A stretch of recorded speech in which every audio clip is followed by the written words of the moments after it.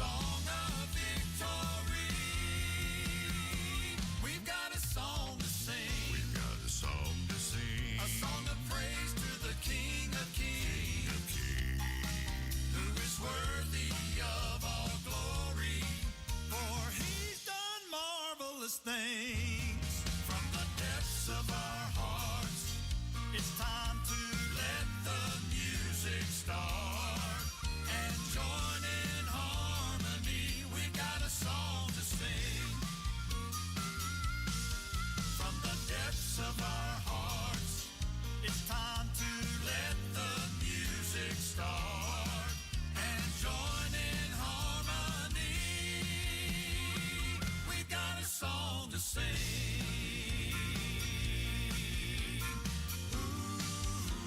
Ooh, we got a song to sing.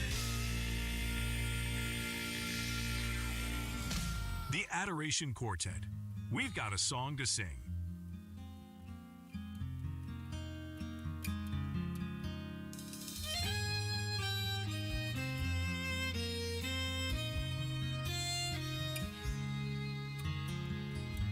Another knock at the house of Job.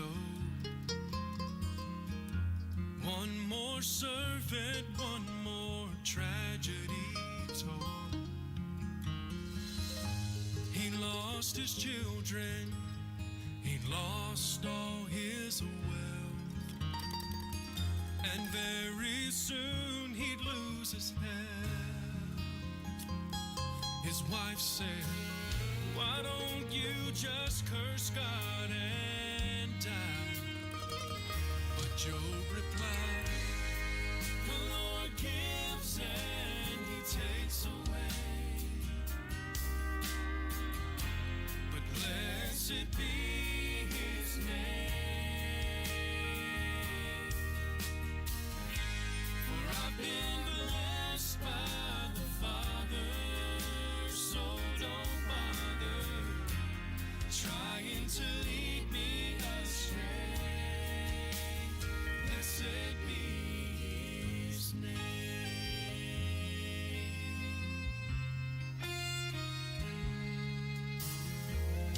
So many times I find myself like Job, when circumstances have my faith on hold. But I'm reminded each and every time of the example, Lord, that you left behind. It's a faithful servant's take on what to say. The Lord gives and he takes away, but blessed be his name. For I've been blessed by the Father, so don't bother trying to lead me astray. Blessed be the name of Jesus, from whom all blessings flow. Lord, I want you to smile down on me like I know you did at Job. And he said, "The Lord gives and he takes away, but blessed be his name." Oh, for I've been blessed by the Father, so don't bother trying to lead me astray. Blessed be his name. Blessed be his name.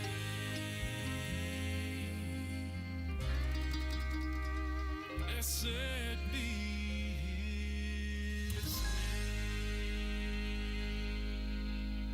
The Hoggle family.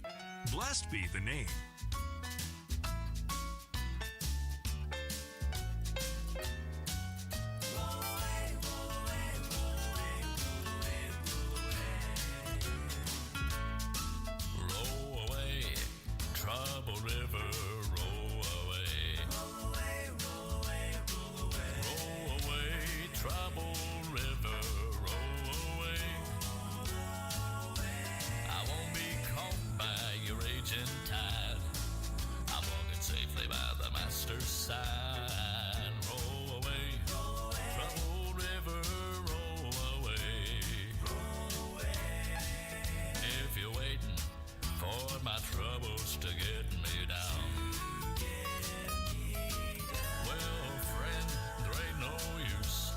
hanging around.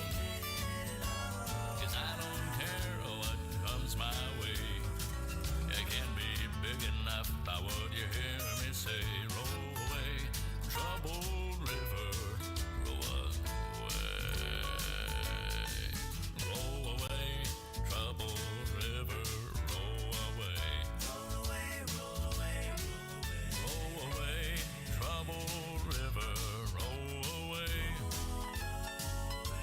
I won't be caught by your raging tide. I'm walking safely by the master's side. Roll away, troubled river, roll away.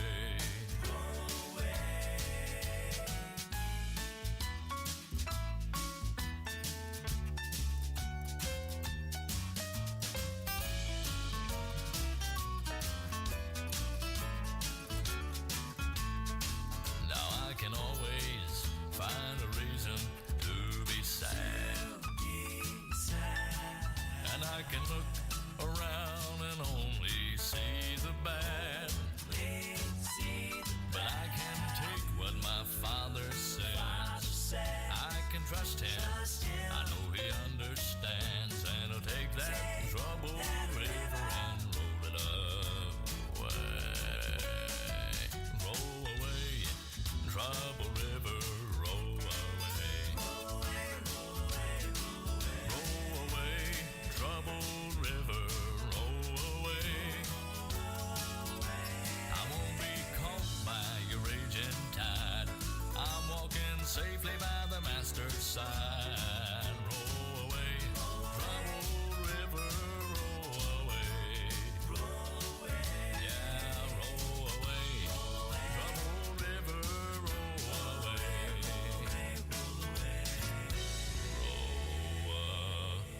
Roll away. Aaron Perkins, Roll Away Troubled River. You're listening to Affirm Southern Gospel Radio. My brother-in-law died suddenly. Now my sister and her kids have to sell their home. After that, I told my wife we couldn't put off getting life insurance any longer. An agent offered us a 10-year, $500,000 policy for nearly $50 a month. Then we called SelectQuote. SelectQuote found us identical coverage for only $19 a month, a savings of $369 a year. Whether you need a $500,000 policy or a $5 million policy, SelectQuote could save you more than 50% on term life insurance. For your free quote, go to SelectQuote.com. That's SelectQuote.com. SelectQuote. We shop, you save. Full details on example policies at SelectQuote.com. Breathing Claritin Clear is like the smell of coffee in the morning. The glorious smell of my favorite fluff ball. Is he? Claritin Clear? What is that? Yeah. Claritin D combines two powerful ingredients for double action relief from allergy symptoms and nasal congestion, so you can breathe better. Available behind your local pharmacy counter without a prescription. Use as directed. Live Claritin Clear. Check engine light on? Take the guesswork out of your check engine light with O'Reilly Veriscan.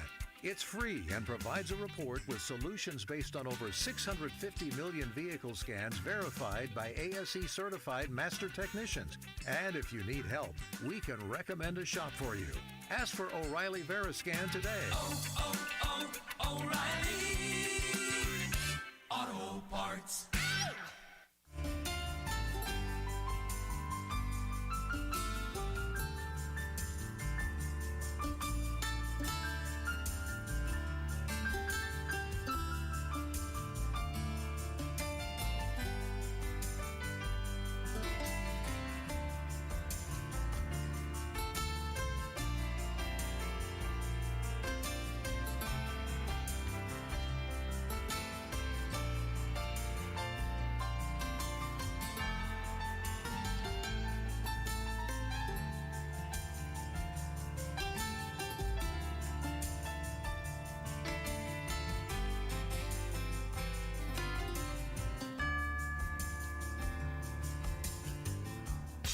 D.M. Bounds said, "Those who know God the best are the richest and most powerful in prayer. Little acquaintance with God and strangeness and coldness to Him make prayer a rare and feeble thing." A thought from the station that wants to help you move closer to God in prayer. Affirm Southern Gospel Radio.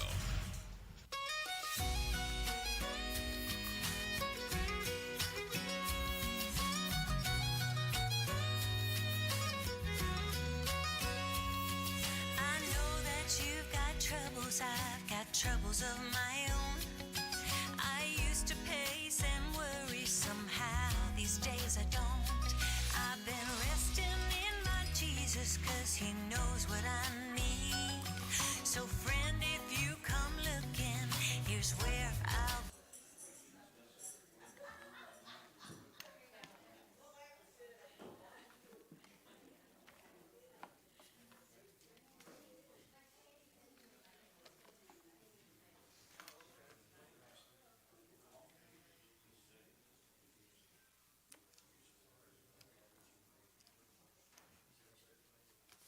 Good morning, everybody. Nice to be here this morning. It's been an eventful week. I'm glad for a little escape from it for a bit. Good to see everybody here today. Let's go ahead and go to prayer this morning before we start Sunday school. Anybody on this side have a spoken request? All right, Steve. Ruby?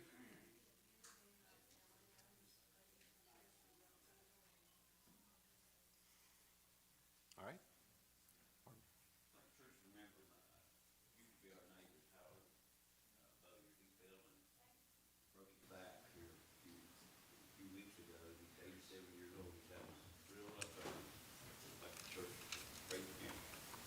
All right. Anybody else? Still remember Buddy, Georgia Freeman, and her sister, our nation, our missionaries, our law enforcement, and Russia and Ukraine. Still need 3 sisters I need prayer for, and special unspoken. All right. How about on this side? Bruce? Remember Israel in prayer. All right. Mark, of course, so remember that and Linda, Alex and Tori are house hunting in Ohio, so remember them and remember Linda. And Tommy really has a lot going on health-wise. Of course, y'all know him for quite some time. He's been in APL, but he does have an appointment on Friday to figure out what to do with that. But in the meantime, his liver and his enzymes are elevated as well as his anemic, so he needs lots of prayer. All right. Anybody else? Tim? Remember Ben's sister's husband, Nate Harris, he was on prayer. He's doing better. Good. Doing better. Still some things there that needs to be dealt with. All right. Anybody else? What's spoken anywhere? Mark, I would like you all to remember a coworker with Scott Brand, who's just having a lot of health issues right now. He has cancer.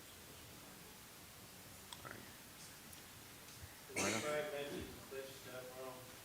So, actually, I just got a message from Cliff. I was just reading it. Her sugar had bottomed out. She is responsive, and thank the Lord for that answer prayer. All right. Anyone else? I'm sure. Remember Cliff's Yeah, absolutely. entire family. Yeah, he's had a tough go here lately. All right. I'm sure everyone has unspoken prayers. Remember Dawn and Brian. Okay. Yeah. Okay. Let's all stand if you would, please. Mason, do you mind leading us this morning?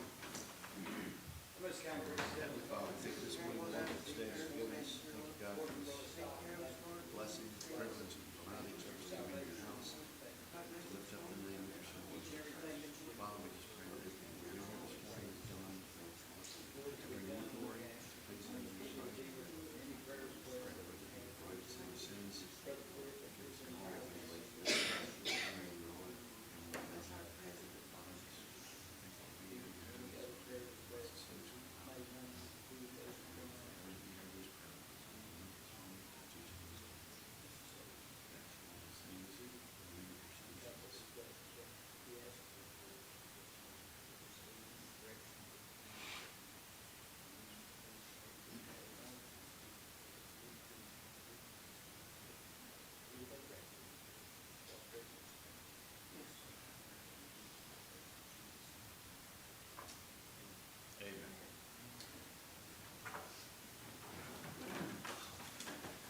before we start, I'll ask if anyone's got a verse or a passage you'd like to read this morning. Bruce, go ahead.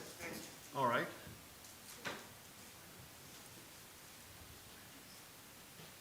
This first reading I'm going to read here is out of Luke, and this is chapter 10. I'm going to start at verse 1. And after these things, the Lord appointed others 70 also, and sent them two and two before his face, into every city and place whither he himself would come. Therefore he said unto them, the harvest truly is great, but the laborers are few. Pray ye therefore the Lord of the harvest, that he will send forth the laborers into his harvest. And this second reading I'm going to read in Revelation here, right here in chapter 22, verse 14. Blessed are they that do his commandments, that they may have right to the tree of life, and may enter in through the gates into the city. For without are dogs, sorcerers, whoremongers, murderers, idolaters, and whosoever loveth and maketh a lie. May God have a blessing in the reading of his holy word. Amen. Thank you, Bruce. Anybody else? All right. The title of our lesson this morning is All Things Are Possible, and we're going to be in the 9th chapter of the book of Mark, same chapter we were in last week. You know, when I was studying this, I couldn't help but think about young kids. You know, and we got a whole bunch of them here in the church. It's kind of, yeah, believe it or not, I know, contrary to popular opinion, I do kind of like kids a little bit. But it's neat to watch them, isn't it? Their minds are wide open when they're real little. Their minds are open. They look at the world with fresh eyes, don't they? Everything is magic. Everything is possible, right? Kind of like the lesson, title of our lesson. When you watch them interacting with the things in the world and watch them learning and discovering stuff, it's kind of neat, isn't it? Now, when you're a younger parent, it seems like you never have enough time to sit back and enjoy those moments. As you get a little older, maybe even a grandparent, sitting back and watching because your responsibilities sort of change. And it brings you a lot of joy and pleasure to watch that kind of interaction from kids. It's just something it's neat. I know that as I've grown older, I appreciate watching them more, and just watching how they learn things and their fascination and just the joy they get out of such little simple stuff. It's almost like you just feel them just absorbing everything around them. It's really just kind of neat. You ever sit back and think, man, I was like that once? Are you like that now? As grown-ups? Something happens along the way, doesn't it? You know, you're talking about those little kids and that whole attitude that they have and that openness and all of that stuff, it kind of put me in mind of what does Jesus tell us about the way we enter into the kingdom of heaven? Unless you enter as what? Children. That same type of belief, that hope, that faith, that trust, you're just wide open to it. That's the way that we're supposed to enter into the kingdom of heaven, right? That's the kind of, I don't want to say attitude, but that's just sort of the way we need to be for that to happen. But something happens in that transition from childhood to adulthood. The magic kind of fades. Everything is not quite so shiny and all that good stuff anymore. We start losing that feeling of awe and wonder as we get a little older, don't we? When we're just in the world, around the world. Things that, you know, used to really thrill us or amaze us, we don't feel like that anymore. That whole feeling that anything might happen sort of starts to fizzle out as you get a little older. Now, Steve's way up there, so I'm sure he's lost all that. No, it's a joke. Just make sure you're paying attention back there, Steve.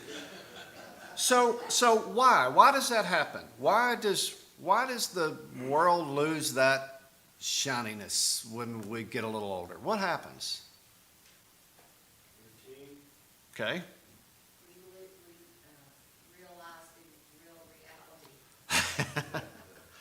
Is it the real reality, though, or do we do that to ourselves? You know, what? We get jaded. We get cynical. You know, I've stood up here and told you guys many times, I'm probably one of the most cynical people you've ever met. I like to blame it on the 20 years that I spent in public safety, you know, answering the 911 calls and doing all that. And it's like, everything's just negative, negative, negative, negative, negative, and you just think the whole world's negative, and that's sort of the way you get. That's just government work in general. I may have had a little bit of that in me anyway from before I started doing that. But we start losing trust. We start doubting everything. We doubt people. We just doubt everything. We just simply don't believe in a whole lot of things anymore as we get older. Those things that hold the interest of a child and makes them believe that anything could happen. So how did we go from wide-eyed wonder to being a doubting Thomas? Life happens, doesn't it? I mean, quite simply, as we go through life and our responsibilities change, and we're no longer the child that's dependent on mom and dad for everything or whoever's raising you. Now we're the ones that have people that we're responsible for, people that are dependent on us, interactions with people out in the world, and our just life in general. I started thinking about all the things that kind of happen as you get older. Not everybody has a happy childhood, do they? There's a lot of kids out there that their childhoods are not quite the same as what we like to believe that everybody's is. That makes a change on a kid, does it not? Some of that magic starts to fade for life. Maybe we see how people treat each other too many times. Does that make us a little jaded about people, things? Maybe something catastrophic happens in our lives, an injury, a death. All kinds of things could happen that change the way we perceive reality. Maybe it's just our own choices that we've made along the way, and when we realize the consequences that we have for these things or that come about because of these things, makes us start looking at life a little differently, doesn't it? It's sad, but that's what happens. Wouldn't you love to have the mind of a child all the time? Except for the whole why part, but the rest of it would be really nice. We get disappointed. We're disappointed in people. We're disappointed in ourselves. Things that we used to look at with excitement, a lot of times we look at with dread or reservation. I don't want to be part of this anymore. You seen the memes online? Those of you that Facebook and all that stuff. I'm done adulting. Yeah. That's a great one, isn't it? I'm sure everybody in this room has felt like that too. If we let this go on for too long, this being jaded, cynical, if we let that go on too long, unchecked, too many times, we end up with a condition that's mentioned many times in the Bible. Anybody know what I'm thinking about? Hard-hearted. That's what they're talking about, hard-hearted. When you start getting to the point where your heart is so scarred over, scabbed over, however you want to look at it, that nothing touches you anymore, nothing brings about feeling anymore, nothing, you don't care anymore. You're past that. You don't have the excitement of life. And then you turn around and watch these little kids, you say, man, I wish I could be like that. I wish I could do that. But if we're not careful, we can end up being hard-hearted people. Talk about all the joy being gone. When you get to that place, not much is going to make you happy, right?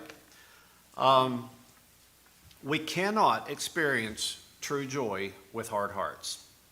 Can't do it. We can't experience life as God would have us do it if we have hard hearts. So this whole being hard-hearted that it's mentioned in the Bible is not just about being impervious to God's word, which it also means that. You don't let God's word touch your heart.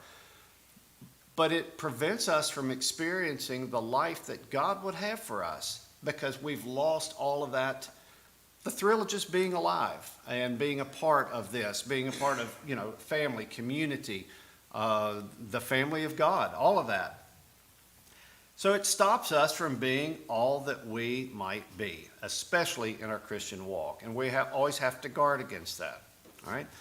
So we're going to read through our lesson this morning, and the title of it again is All Things Are Possible, and we're going to talk about that a little bit. Not a lot of us in here today. If you guys have something you want to say, please don't be bashful.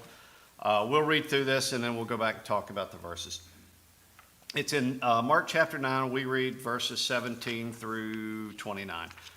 I'll read the first verse. It says, And one of the multitude answered and said, Master, I have brought unto thee my son, which hath a dumb spirit.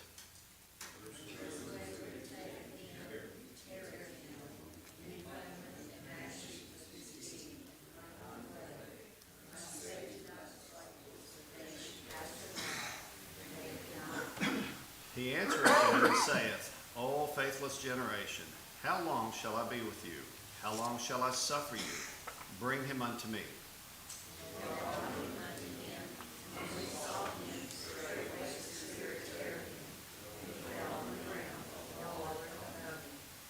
And he asked his father, How long is it ago since this came unto him? And he said, Of a child.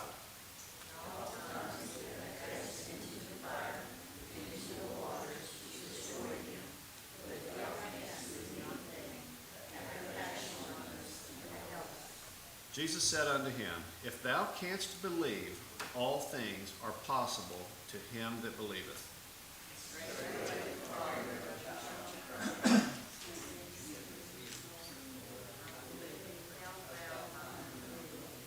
When Jesus saw that the people came running together, he rebuked the foul spirit, saying unto him, Thou dumb and deaf spirit, I charge thee, come out of him, and enter no more into him.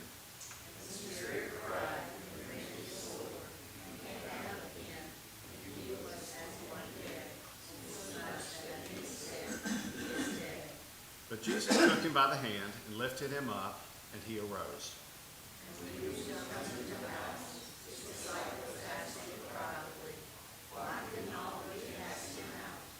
And he said unto them, This kind can come forth by nothing but by prayer and fasting.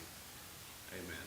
All right, so last week Tim taught about the transfiguration on the mountain. The group of Jesus and his disciples and all his followers have come down off the mount, and Jesus is approached by this man whose son is possessed. He describes it in that first verse as a dumb spirit.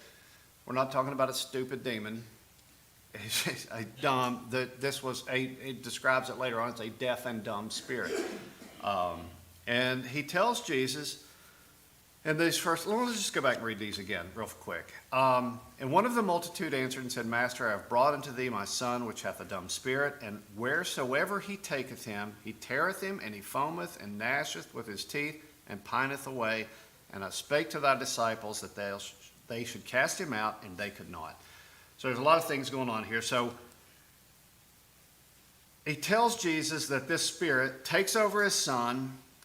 Basically, it must be miserable to watch. Tears at him, he foams at the mouth, he's biting, gnashing his teeth, causes him to just generally, he's just wasting away. And he's been like this for a bit, right?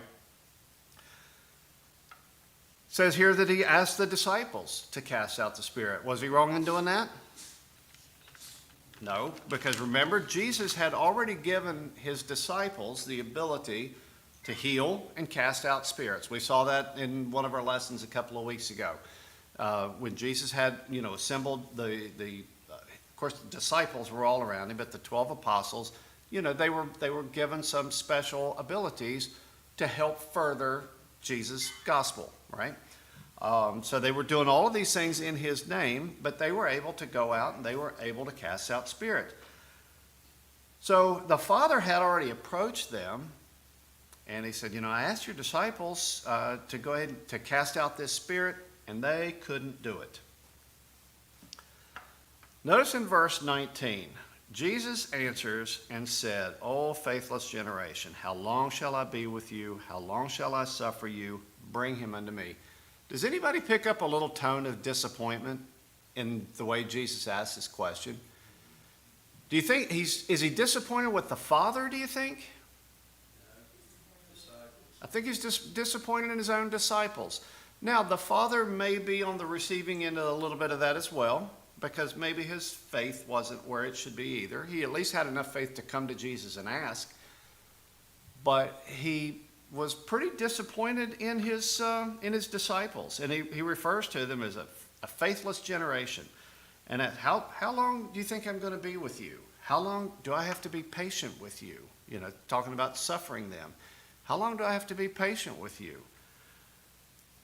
Seems like an odd response to this question of this guy coming to Jesus to help him cast out this spirit out of his son, right? So why do you think that Jesus seems disappointed, especially with his disciples? Anybody?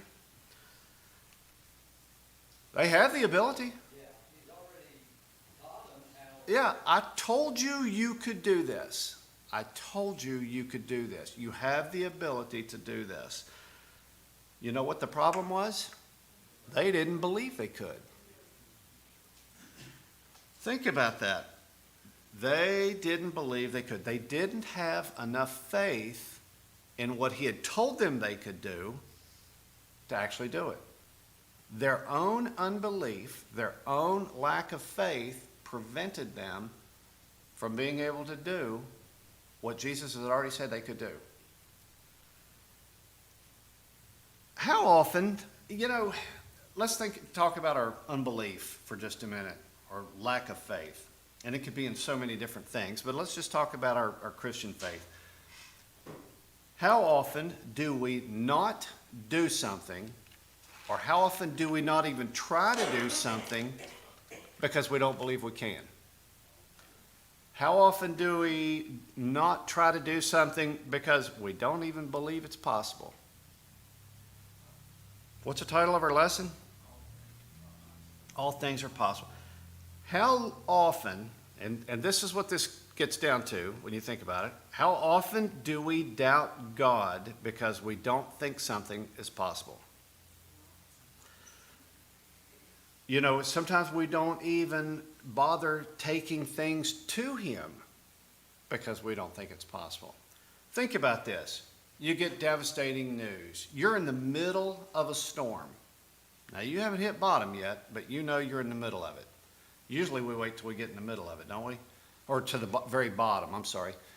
When we're in the middle of a storm, what do we try to do a lot of times?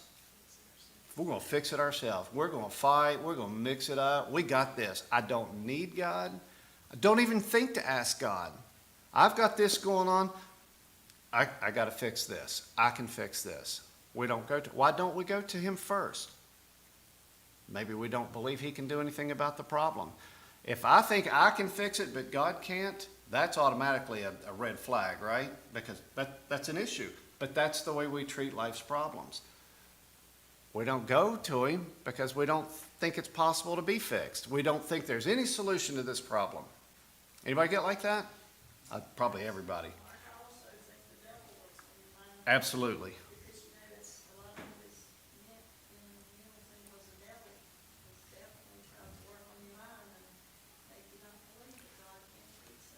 If you think about it, this thing is kind of, if I say this correctly, cyclical.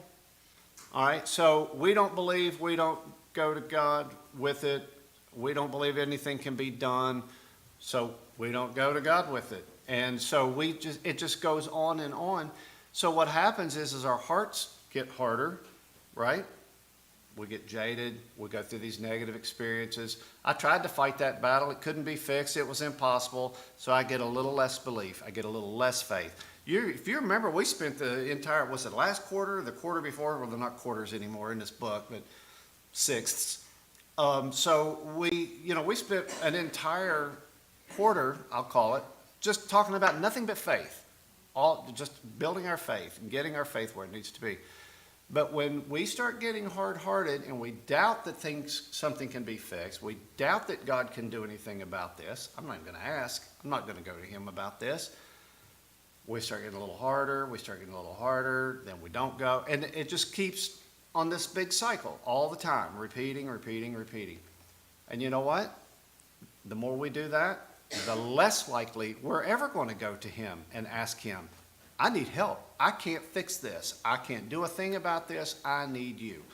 If we would start the situation like that, man, it would be so much different. But we don't. That's the reality.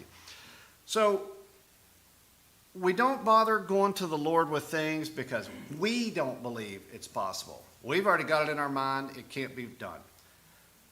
Jesus was disappointed in his people, in his followers, his disciples for we'll come back. So he just looks and tells the Father, bring him to me, okay? Thankfully. And thankfully this man went to Jesus directly with this. Once he saw that the disciples couldn't do it, he didn't lose hope that Jesus could fix this problem. His son needed help. All right, I'm going to read verses 21 and 22 together. Notice now Jesus has turned, when we read these two verses, Jesus has kind of turned from this feeling of disappointment to a whole nother level, and this should comfort us so much, I believe. And he asked his father, how long is it ago since this came unto him? And he said, of a child. And then the father goes on to describe what's going on. It oft times it hath cast him into the fire and into the waters to destroy him. But if thou canst do anything, have compassion on us and help us. Jesus shows compassion. And you know what else he shows? Interest. He look and he's carrying on a conversation with this father.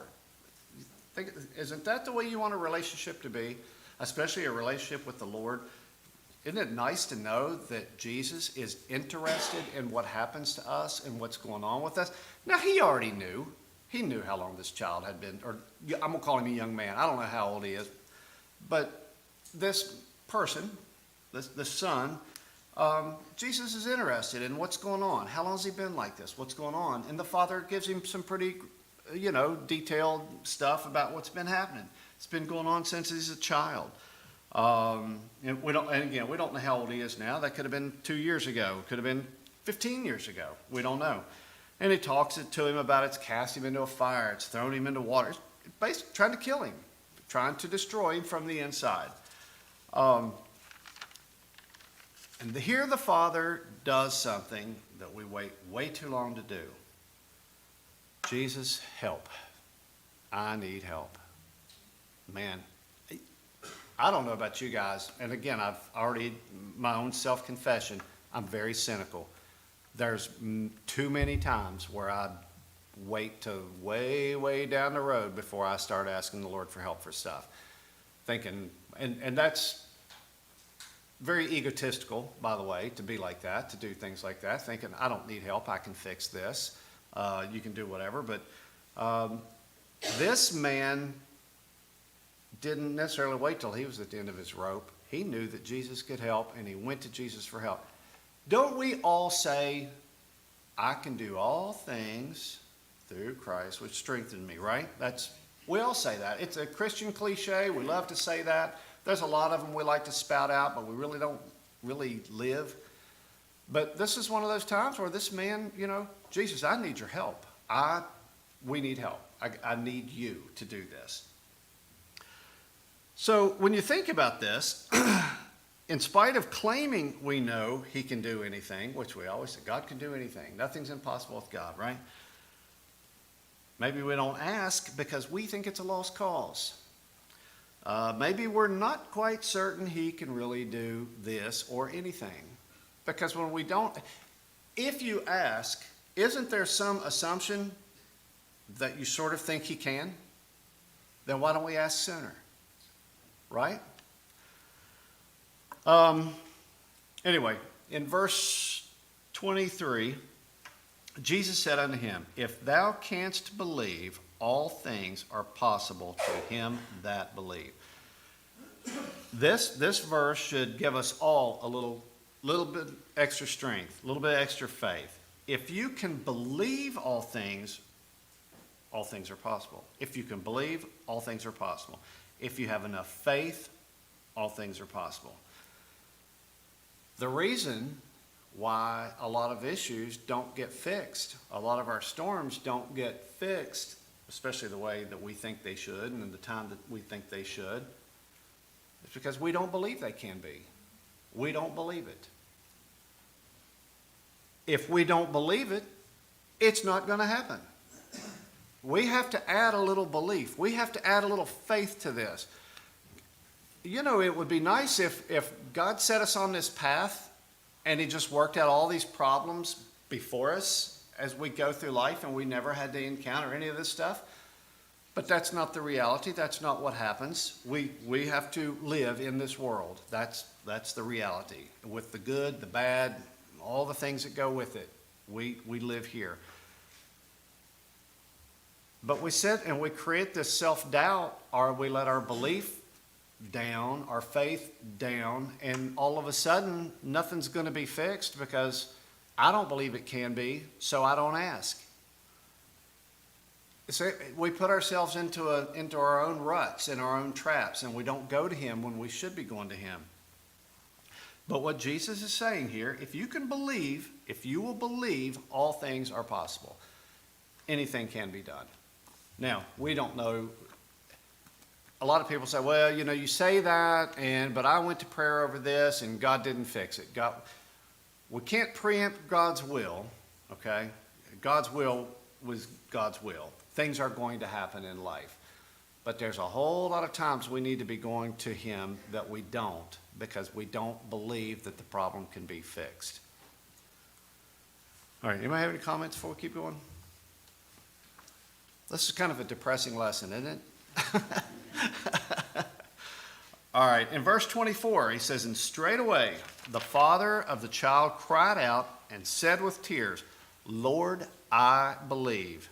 Help thou mine unbelief. Now, this is also a little twist to this, what the father actually asks for, okay? So, I think it's at this moment the man realizes, and maybe we should realize, I'm not asking for the right thing. Because we all want our problems fixed, don't we? How do we want them fixed? My way. When do we want it fixed? Right now, right? Okay. That's not the way God works. Doesn't happen that way.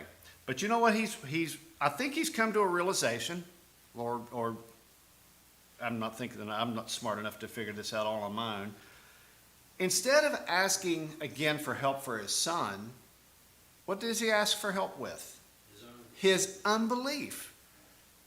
Think of that. Think of that. Think of going to God and saying, Lord, I need a little help with my doubt today. Lord, I need some help with my faith today. I would like to have just a little more belief today. Not, Lord, my car got totaled this week. What am I going to do? Woe is me. We've got to walk to work for the next 2 years. Lord, I don't have enough to eat. Lord, my neighbor's mean and I don't like looking at him anymore. You got to fix all this. No. He asked for help with his own unbelief. So if Jesus has already told him, if you believe, all things are possible, why would you not want to believe more? Because then you're going to see more and more things that you thought were impossible. All of a sudden, they're being taken care of. These things are being dealt with. Your faith is growing. Your belief is growing. God's going to work more in your life. So anyway, he does it. He looks at him. Lord, increase my faith. Help me with my unbelief. I would never, and I have never, I probably read this passage since I've been a Christian, I don't know, 100 times or so. You know, it pops up in Sunday school every 3 or 4 years or whatever in these books. They recycle all this stuff over and over and over. I've never thought of it that way. That maybe I'm praying for the wrong thing. Maybe I don't need to. Obviously, the disciples were praying for the wrong thing because we see that at the end of this passage. But instead of always asking, God, fix my problem, fix my problem, fix my problem. How about, God, help me with my faith. Help me with my belief.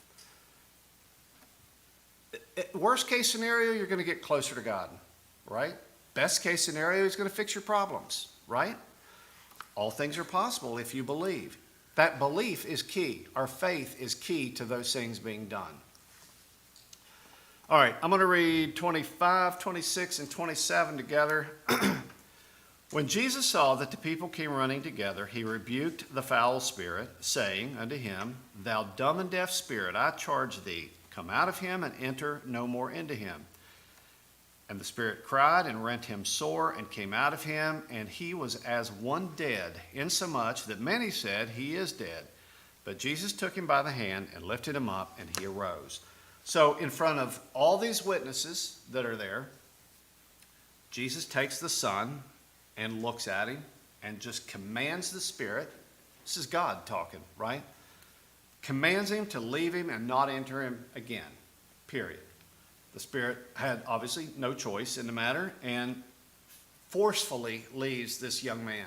Now, that must have been something to behold as well, because it didn't leave peacefully. I'm sure the spirit did not want to leave this host that he's been, brutalizing for all these years or however long it's been. And when he finally did, it looked like he was dead. When the spirit is finally out of this man, he's dropped, and everybody thought he was dead. He looked like he was lifeless.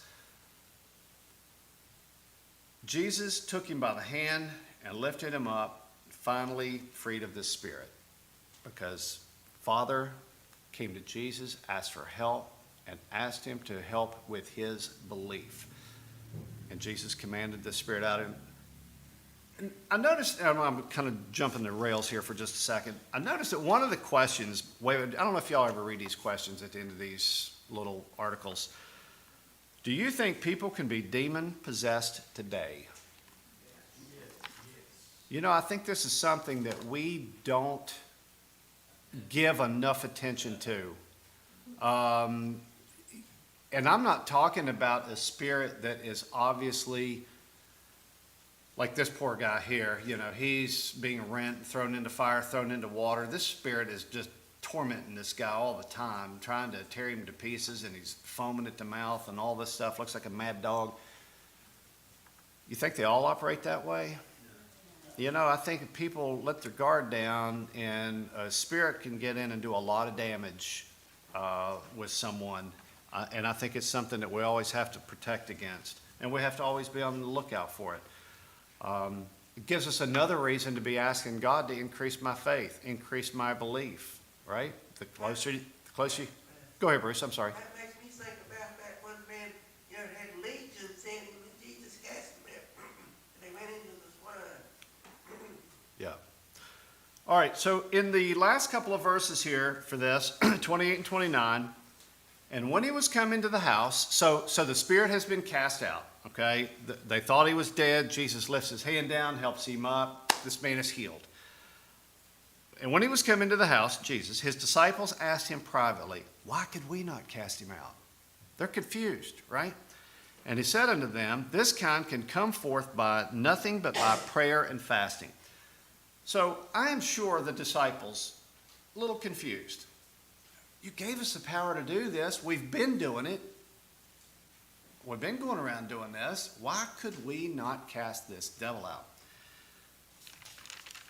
Jesus answered, with this kind, the only thing that will work is prayer and fasting.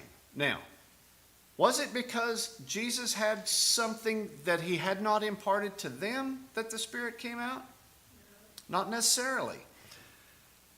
Maybe Jesus was implying, you're not praying enough.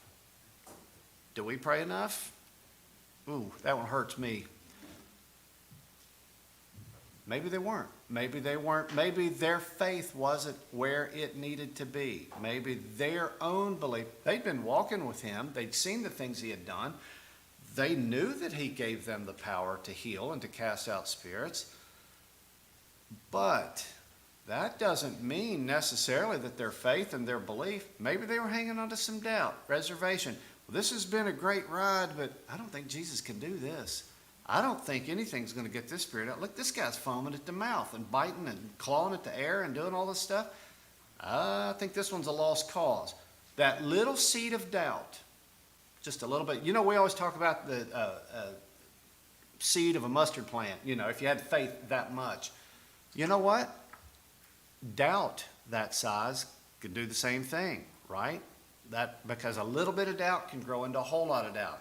You start getting the whole hard-hearted thing and the unbelief, a lack of faith, because life happens. There are going to be setbacks in life. But maybe they had some doubt that they could cast out. Maybe they didn't believe in the power that Jesus told them, I am imparting on you to go do this. If they would have had, If the disciples had have had that faith, that belief, when this man first came to them, we wouldn't have this account in the Bible, because they would have been able to cast it out. Jesus had already given them that ability. They didn't believe it enough to actually do it. You know, so that's it for our text this morning.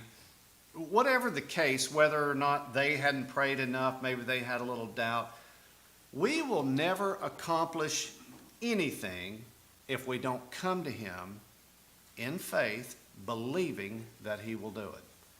If we don't have that attitude when we come to Him, we probably may as well never come to Him. If you come to Him thinking, you know what, Jesus, I don't think you can do this, but I'm going to ask anyway. Is that the way He wants us to come to Him? In faith, believing. That's what the Bible tells us. All right, I'm out of lesson. Thank you this morning, everybody. Before you shut down, you know that practical application that really hit me, you know, the prayerless life is a powerless life. Yeah. However, a prayerful life is a powerful life. Yeah. And Lord, teach us to pray. You know, our young people sang it last week, and I didn't listen to that song by Matthew West, Don't Stop Praying. You know, what do you have out there that is a burden to you, or is a demon out there, or whatever, that we will pray about it and then we stop, you know? Yeah. And instead of just, there are a lot of power in prayer, as we all know that, you know, but again, I thought that was really good, you know, and I'm not saying the disciples didn't pray, I'm sure they did, and for whatever reason happened there, maybe it was, they just prayed and they stopped, you know, and thought that one prayer or two prayers was enough, but, you know, again, he tells us, don't stop praying. Yeah. Pray without ceasing. All right. Thank you, everybody.